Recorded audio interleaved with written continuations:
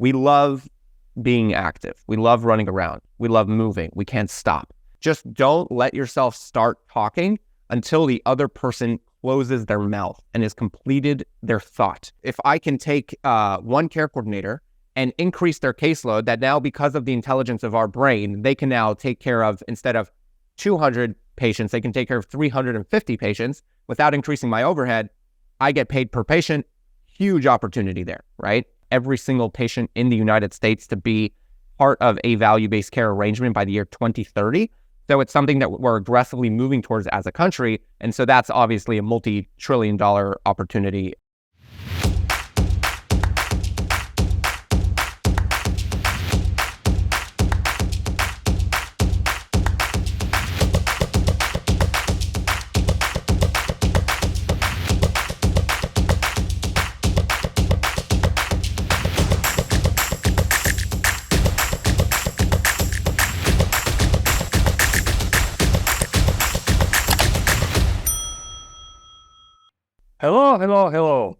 Hello. Sometimes I meet very promising founders and I meet them every day, but usually I can recognize some who stay out of the crowd. They have some kind of charisma that very attractive for investors and customers. And not a lot of people like this. And today, I'm happy to host one of these amazing young entrepreneurs, Mendel Erlenwein. Hello, Mendel. Good to see you. Good to have you on my podcast. And I am really happy that you find time. You're crazy active, I know. You have some mind-blowing activity. And thank you for coming to my podcast. And my first question, first of all, so say something. Yeah, Leon, you make me blush. I appreciate it tremendously, and it's an honor to be here. Thank you.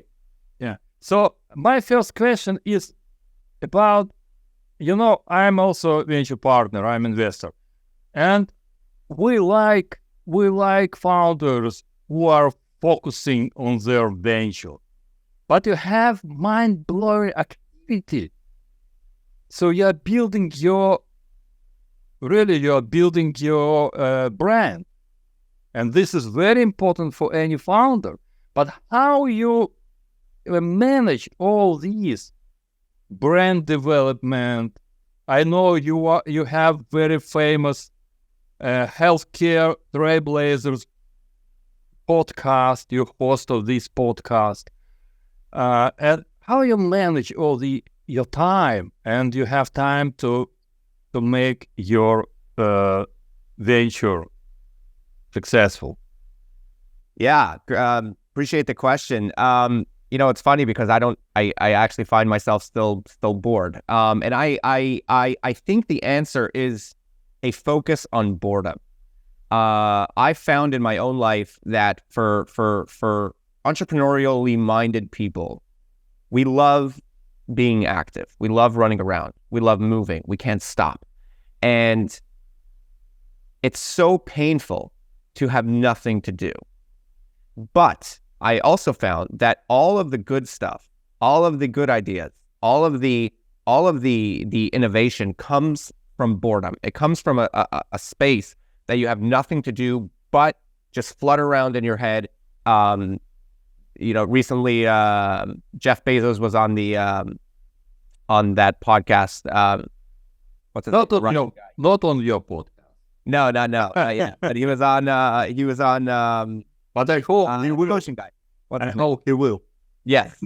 Anyway, he was talking about how in the morning he likes to wander. He gets up and for a couple hours, he specifically doesn't book any meetings until 10 o'clock because he allows his mind to wander. And anyway, I digress a little bit, but the point is that I found it in my life that it's extremely painful to do. It's extremely painful to have nothing to do, but it's the most important time for an entrepreneur. And so what I try doing with my life is I try making sure that I have board time. And I try to delegate. And so things will pile up on my plate. And then I'll get to a point where I feel like I'm on crack. Like every 15 minutes, I have something to do on my calendar. It's conversation to meetings, conversation to like everything. And then I say, okay, this is not a good thing. If I don't have any time to just space out, then I'm not delegating well enough. And then I try to look at my plate, figure out what I could get off. That's not, critically important for me to do. And then move that over to a team member, hire it, outsource it, whatever that is. And then this way I allow myself some time to breathe. And so I think actually focusing on the time when you have nothing to do is the only way and making it a priority is the only way to create that space. You have to force it, because if you just go with the flow and you let tasks hit you, you'll never get a chance to breathe. And if you can't breathe, you can't think. And if you can't think, you can't innovate. Yeah, totally agree.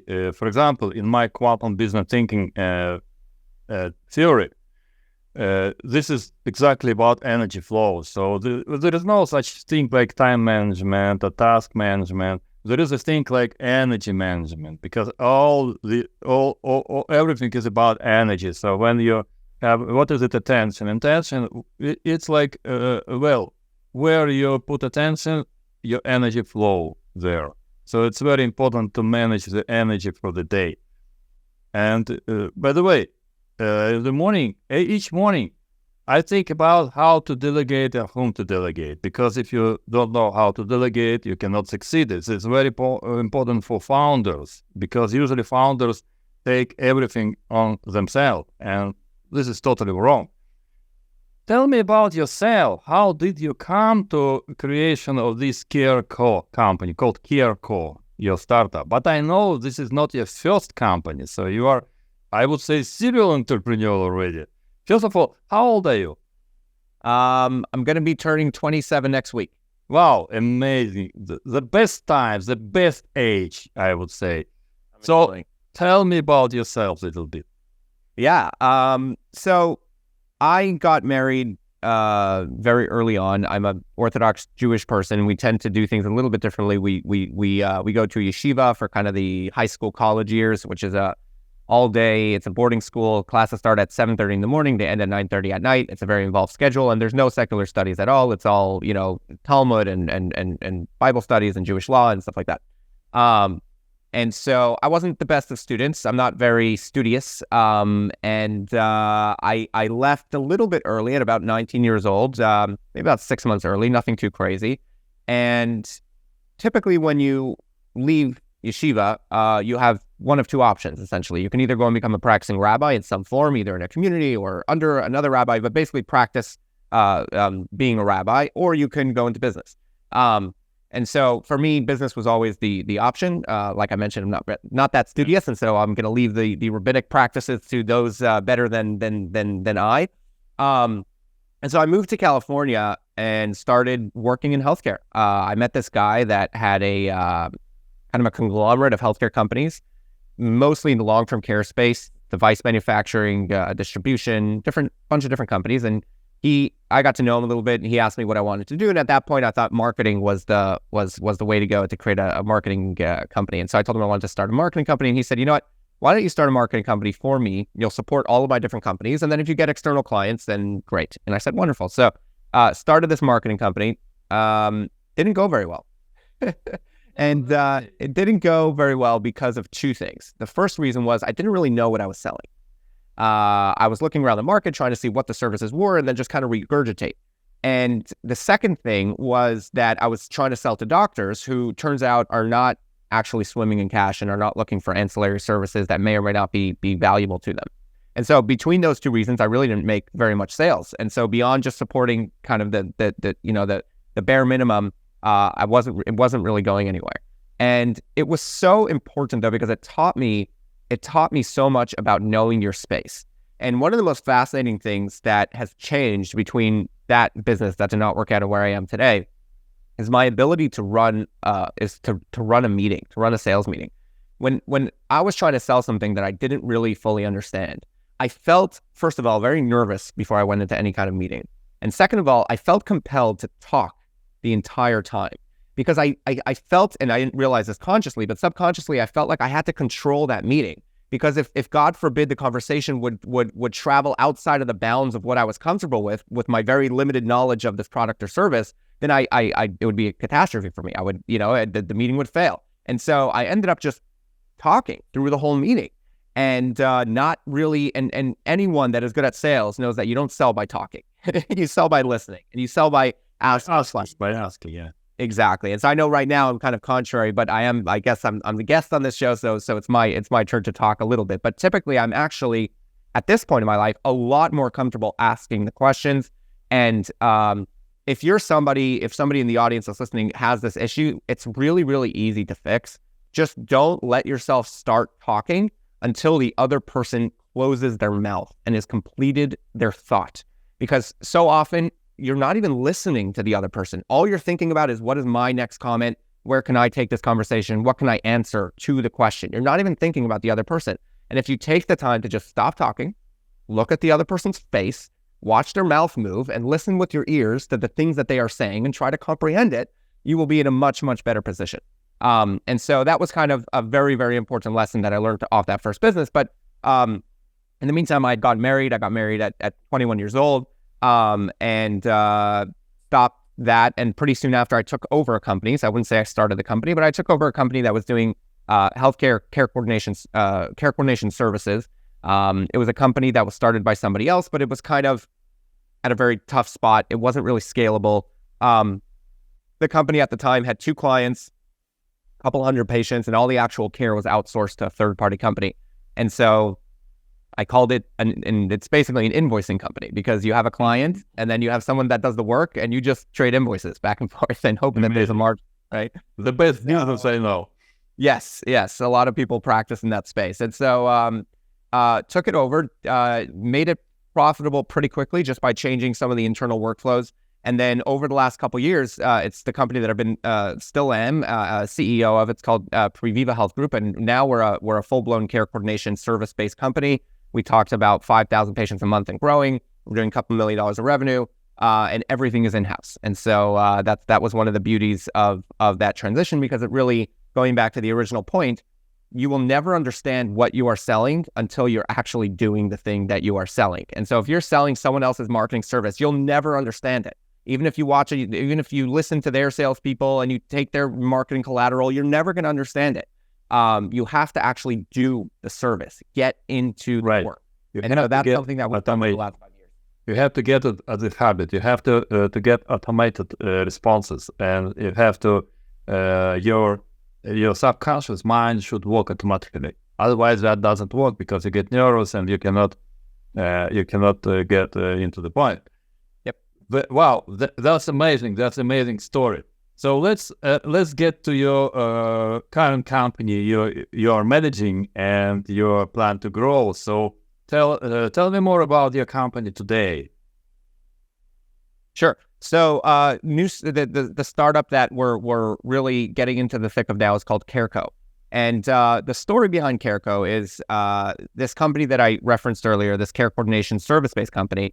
I've been growing it for the last 5 years. Like I said, we're talking about 5,000 patients. And so it really gave me the opportunity to understand care coordination, understand the ability for good care coordination, the potential that it has to both better patient outcomes tremendously, as well as lower costs.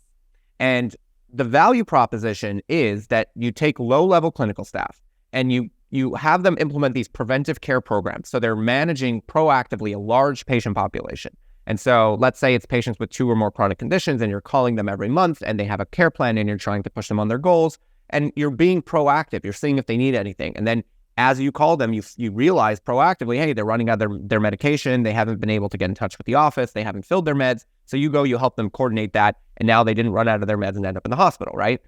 You find out that they don't have a shower bar, and that they're based on their age and conditions, they are really at high risk for falling and breaking their hip. You do some coordination, you get that done. Well, guess what? You may have just statistically, you just saved the system, a $150,000 hip replacement surgery, right? So the idea is that if you can do really good care coordination, it's a way to take smart dollars and spend it at the outset to achieve large savings from keeping patients out of the hospital and keeping patients from getting to much higher risk and more expensive stages of their illness, right? And so that's a beautiful concept, and there's a lot of potential there. The problem is I've also come to understand why it's so broken. And the reason why care coordination is broken and it's nowhere near as impactful as it could be is because the very value proposition is its demise. Because the value proposition is in order to do it in a low-cost way, you can't have doctors doing it, so you have low-level clinical staff. But the problem is you have low-level clinical staff, which means that they're not very well experienced, they're not very well incentivized, and so more often than not, they're just checking off boxes, and the conversations and the interactions that they're having with their patients are not very meaningful. And so that coming to that realization has been really, really interesting to me. And so we're looking to solve that by creating the first and really only of its kind co-pilot for care coordinators. And so we're building out, our mission is to build the brain of the care coordinator. I strongly believe in augmentation and not automation when it comes to AI and technology. And so I strongly believe in healthcare that the human is really, really important. And so I'm not looking to take that away from the human, but what our approach is, the human being is really, really good at the heart, right? The empathy, the personality, the delivery of care. But there's no question that technology, and especially AI-powered technology, has a much bigger advantage from a brain department, the ability to remember everything, to categorize everything, to weight different pieces of data, to personalize everything. It just has a much bigger advantage. So why don't we let technology focus on what technology is good at and let the human focus on what the human's good at? You put those two things together and you can have an instance where the human care coordinator can be 1,000 times more impactful. And so our mission is to build the brain to amplify the heart of the care coordinator. And it's been a fascinating journey. One of the beautiful things about what I'm doing is that I'm not building this with the end user in mind. I'm actually building this with the end user because my care coordination service company is a great representation of the general demographic of care coordinators, which are middle-aged women that hate technology because every time they've touched a piece of technology in their life, it's made their life harder. And so starting from that place puts us at a really, really interesting advantage as far as what we're building out. And every detail that we're doing really that mindset and our approach really permeates it. Yeah, that's amazing. And what kind of market do you have? So let's talk about opportunity in the market. You said about your value, you said about the problem you are solving, but actually how big is this problem? Yeah. So there's two sides to the market. There's fee-for-service and there's value-based care, at least in the United States, which is where we're focused. And so just to give a quick explanation, fee-for-service is what you're probably used to. Fee-for-service means that your doctor gets paid to do a thing. And so a person gets sick, they go to the doctor fixes the thing, the doctor gets paid. The problem with that system is that the doctor is really incentivized for the patient to be sick, not to be healthy. Because if the patient breaks their leg and they go and they get it fixed, and then after that procedure they get an infection or it wasn't done properly, or the care, once they went home wasn't really well managed, and so they come back to the hospital. Well, guess what? Doctor gets paid again, right, to fix the thing again. So the only person that really suffers is the patient and our nation, because our cost is absolutely insane. We're spending trillions of dollars on healthcare, and we need it's not sustainable. We need to figure out to bring down a way to bring down those costs. And so the general consensus is that if we were to move towards something called value-based care, we could really make a dent. And what value-based care looks like in its simplest form is just putting the doctors and the health systems at risk for the patient outcome. And so I think of all the different explanations you can give, the simplest one that I found is I was once in our one of our office locations, and I chanced upon the water cooler, right, water dispenser, and perched on top of the water cooler was a little handwritten note from a representative of the company, and it basically was dated for the day prior, so it was dated for the day before I was there, and it said, Michael from this company was here yesterday, and here are all the preventive fixes that Michael put into this water machine. And it went through like a pretty extensive list: internal filter, external filter, cleaning the outside, like doing a bunch of preventive maintenance on this machine. And I sat there for a second and I thought to myself, Why would a for-profit company send somebody out to an office location in New York, by the way, where it's impossible to get around and your travel time is probably 4 times anywhere else, to go fix a machine that no one complained about? And the only answer possible is that the company did an analysis and realized that they will make more money if they're doing preventive maintenance on their machines, because they will end up with proactively happy customers. Their machines will last longer, and they've determined that that will actually make them more money than if they just wait for their machines to break down and get complaints, right? And so the reason why they made it is because they are responsible for the outcome. If they lose that client, if the machine breaks down, they have risk. And so if we can map that over to healthcare and say, all right, I'm going to give you $1,000 for Mendel's Health. But not just that, I'm going to give you $1,000 for 10,000 Mendel's Health. But you're now responsible for Mendel's healthcare costs, period, right? And so if, God forbid, I end up in the hospital, the person that takes the risk is paying the bill. If anything happens to me, they're paying the bill. What that does is it flips the incentive structure on its head and forces this system to think, okay, how can we take these dollars? So my job now is to spend less than $1,000 on Mendel. And if I can do that, I will make money. If I spend more than $1,000, I will lose money. So my job becomes, how can I figure out how to take smart dollars and put them to use to keep Mendel proactively healthy, to employ preventive medicine, to keep Mendel out of the hospital. And I think that if I have somebody calling Mendel every month and making sure he's getting his prescriptions filled, I think that'll cost me $300 for the year, right? And then maybe we're doing some preventive tests and we're doing this on the other side. I'm at $450, $500. Well, now there's a $500 spread there. I will make money. If I can do that times the 10,000 patients, I'll make money. And so it flips the incentive structure where it forces innovation, because it forces the systems to think, how do we keep these patients healthy? And if we can do that, everyone's happy to share those savings. And so to answer your original question about the market size, in fee-for-service, there's still programs around preventive care where you can get paid just to do a specific program. An example of that would be like the chronic care management program from CMS. That's a program that pays $62 per patient per month to have these conversations going. And so just in that program alone, I think there's somewhere between 11 and 20 million patients that are in that program in the United States. And that was as of a couple of years ago. It's probably more at this point. And so with our system, if I can take one care coordinator and increase their caseload, that now, because of the intelligence of our brain, they can now take care of, instead of 200 patients, they can take care of 350 patients without increasing my overhead. I get paid per patient. Huge opportunity there, right? The bigger opportunity, in my estimation, is when we move over to the latter, which is the value-based care concept. If you can tell a system, hey, if you want to be successful at value-based care, you need to pull 2 levers. You need to lower costs and higher quality. That's the 2 things that you need to pull at the same time. And that's exactly what we're accomplishing, because we're stripping down all the administrative burden and all the thinking around the care management and just leaving the human with the actual delivery, the actual points that they're good at. And so that decreased costs tremendously. And at the same time, we're increasing quality by 1,000-fold by being so much more intelligent about those interactions. And so the value-based care market is CMS has announced that they want every single patient in the United States to be part of a value-based care arrangement by the year 2030. So it's something that we're aggressively moving towards as a country. And so that's obviously a multi-trillion-dollar opportunity. Yeah, but this opportunity not now. It will be 2030. So what happens today?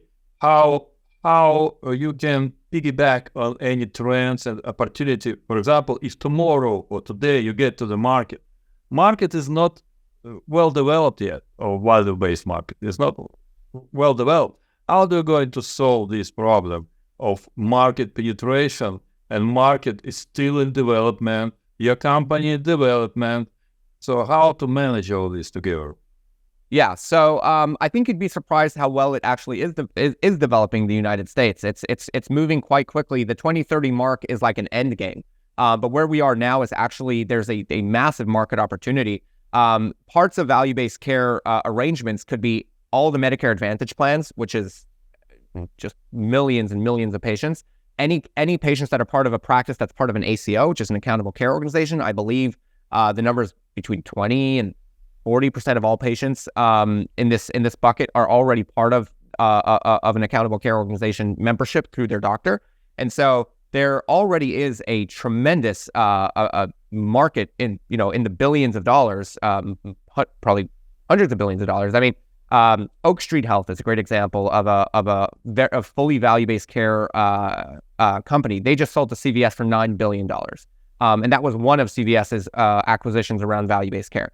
ChenMed, another great company. We've had Gordon Chen a couple times on the podcast.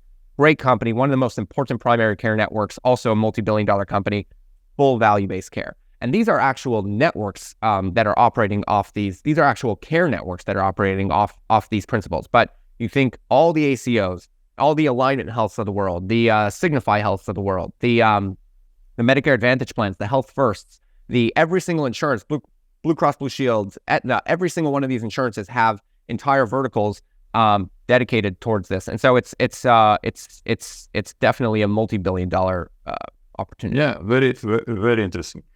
What about the stage of your company? How long time?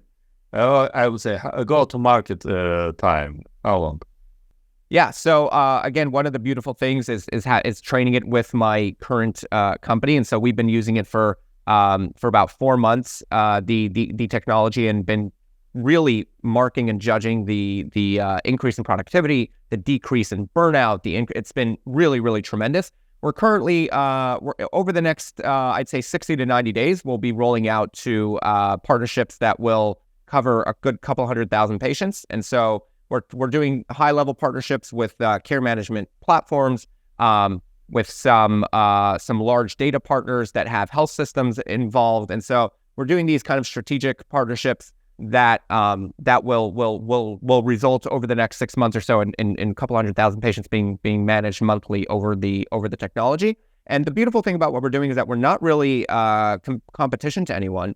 We are something that can attach onto any care management system, any insights-based company. We can plug that in, and we're building out this incredible marketplace.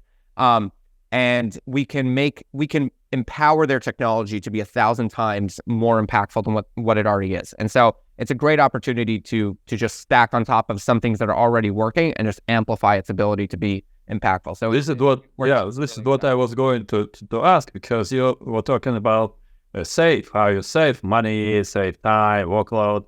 But very important component of any business, not only say gain, what people gain, and you answered this question now. That's amazing. So they gain even more than they save. That's amazing. Let's talk about people. I know you are good in delegation, as I understand already. So how many people in the company, and do you have some outsourced people? So what happens? Yeah, it's a really interesting shift. I think that's going on in the market. I've been having this conversation with a real good couple number of founders. It's a process that we're going through right now. Right now, we have a pretty we're sticking to a pretty lean team. We don't want to get caught up in any of the frivolousness that a lot of first startups get caught up in. I'm trying to use wisdom from people like Leon and some other people to be a first-time founder. So I think it's very interesting when you watch founders and their first startup. Very often they get excited about how many employees they have. They get excited about how much they raise and who led the round and how they raised from, and all these kind of. But at the end of the day, that doesn't matter. What you find that by the time their second, third, fourth startup comes around, all of a sudden they're focused on, how do I keep my overhead really low? How do I get to profitability ASAP? And how do I create a real kick-ass product and solution? Like, that's the focus. And so really we're trying to adopt that mindset and just focus on the end goal. How quickly can we get this in the hands of people that it will actually make a difference in their lives? How quickly can we get, hundreds and thousands of care coordinators to be using this and use it to affect tens of thousands and hundreds of thousands of patients? That's really the goal, and that's what's driving us. And so, there's a lot of various different people that have approached us to try to put some, try to give us money. And it's something that we're obviously taking seriously, but at the same time, we We'd rather go the other way around. We'd rather determine what we need to achieve our goal and then work our way backwards to what is that going to cost and how do we achieve that? Rather than, hey, let's be cool, let's raise $20 million, and then we get to put out some articles about it, and then we have to figure out how to spend it, right? I'd rather know what I need to spend and then work my way backwards.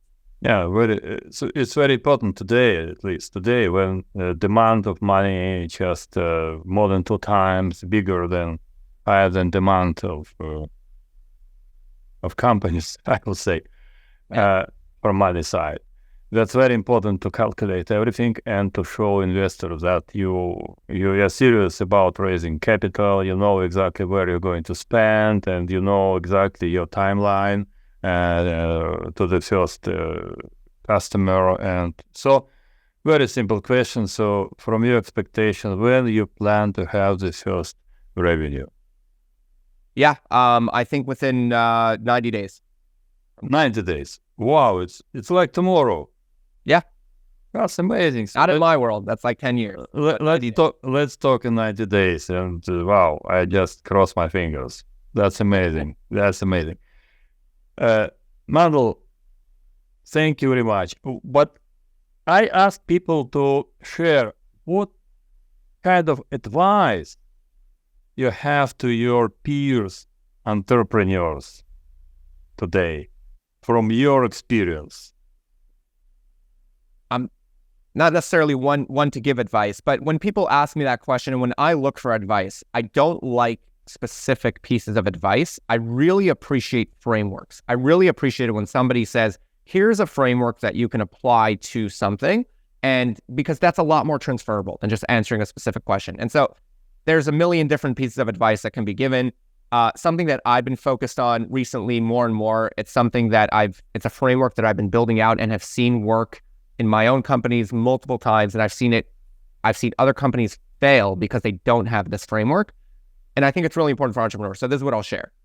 When you're delegating, all breakdowns in management and all breakdowns in delegation come from a misalignment of responsibility and authority. And so there has to be a super alignment of those two things. When you have people that have the responsibility to do a thing in your company, but they do not have the authority to do that, that's a huge problem. An example of that would be the entrepreneur, the founder that delegates the responsibility of something to somebody, but never relinquishes the authority to make those decisions, right? So they're saying, you're responsible to grow to XYZ, but I'm the one that hires everybody, right? Something like that. So this person they have their hands tied behind their back, right? And the opposite is true as well. And this is usually this usually becomes a death blow at like middle management, where you have people that have the authority to do something, like a middle manager that has the authority to hire, fire, boss people around, give people, assignments, make people miserable, but they don't bear the responsibility of what their decision is going to make. If people start quitting because they can't stand the company, it doesn't really matter to the middle manager. It matters to the executives and to the founders. And so those are extreme examples, but at every single level of management, it's really, really important to use that framework, because you will see that if there's a misalignment, there will be a breakdown in your operation. And so consistently saying, okay, every single position in this company, do they have the authority to do what they need to do? And do they bear the responsibility of the thing that I've given them the authority to do? Wow, so true. I have the formula for the freedom, I call it. Freedom is the difference between responsibility and capability. This is what is freedom. And yeah, this exactly. And final, maybe tough question. Yeah? Sure. How do you see our world look like in, I don't know, 2-3 years, when you solve the problem you're solving today? Yeah, I firmly believe that healthcare is going to be one of the most quickly transforming industries. I think it's ripe for innovation, and it took artificial intelligence to be the thing that will change healthcare. Because technology until now has been, Web 2.0, whatever you want to call it, the standard technology has only added to the administrative burdens around healthcare. And as such, healthcare is always so behind because there's so much regulation. And so as long as the regulators don't stay out of the way, and obviously regulation is important, and we need that from safeguards perspective. But as long as they don't stifle innovation, artificial intelligence as a general core technology gives healthcare the opportunity to wash away with a tidal wave all of the administrative burden that comes with healthcare. It allows healthcare to go from if this then that type of decisions to hyper-personalized care. And so what I'm talking about is hyper-personalized care coordination. But as artificial intelligence gets more advanced and obviously, more proven, it will continue to advance into higher levels of healthcare. And the things that people are talking about are like specific drugs for your DNA, right?